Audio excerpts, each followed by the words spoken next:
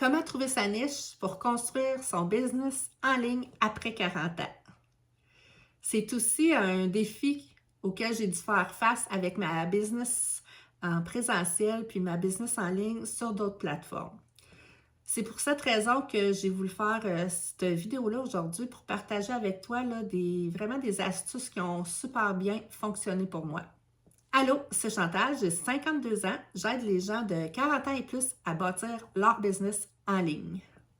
La première astuce, ça serait vraiment là, de faire un sondage avec la famille, les amis ou sur nos amis sur Facebook pour voir qu'est-ce qu'ils voient en nous que nous, on ne voit pas vraiment là, au niveau de nos connaissances, des choses qu'on a à partager. Souvent, c'est devenu tellement naturel pour nous là, qu'on ne voit pas qu'est-ce qu'on pourrait apporter aux autres. Fait que c'est vraiment là, une bonne façon de débuter puis de prendre ça en note. La deuxième façon, ça serait vraiment de se demander là, si quelqu'un nous demanderait de faire un speech à une conférence, qu'est-ce qu'on pourrait parler là, durant une trentaine de minutes sans avoir fait une grosse préparation, puis tout ça là, qui serait naturel pour nous de partager. Ça peut être vraiment là, une piste là, à explorer, ça aussi. Une autre façon, ça serait de faire une liste de questions que les gens te posent souvent.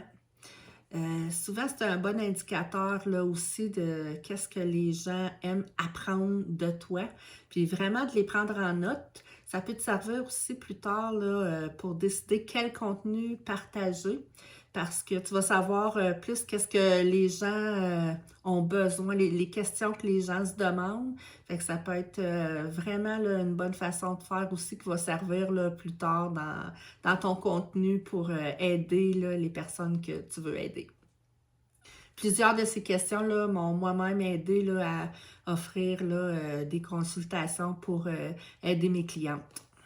Une autre bonne façon, ça serait vraiment de te demander là, quels sont tes intérêts, tes passions, tes connaissances, tes expériences de vie.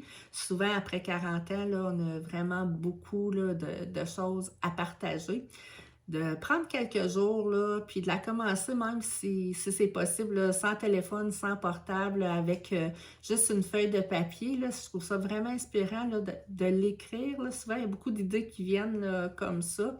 Puis garder la feuille là, quelques jours, puis rajouter là, des choses dessus là, pour faire vraiment là, le tour de nos passions, puis de reculer dans le temps, là, voir qu'est-ce qu'on aimait là, au cours de notre vie. Fait que des fois aussi, ça peut être vraiment là, une grosse banque d'idées pour savoir là, vraiment qu'est-ce que les gens aimeraient apprendre de toi.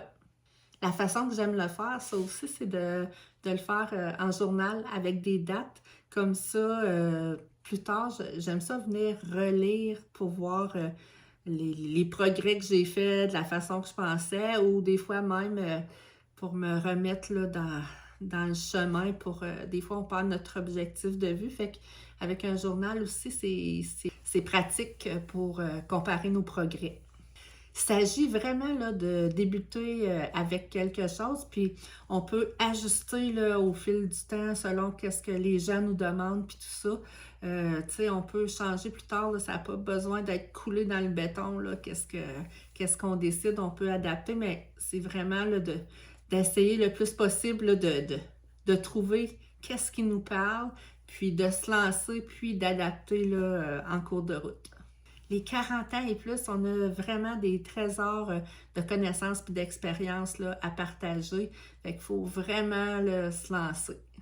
Alors, si cette aventure te parle, puis toi aussi, tu veux bâtir un business en ligne, abonne-toi. On va pouvoir tester, s'entraider, puis partager ensemble. Puis je te dis à bientôt dans une prochaine vidéo. Bye!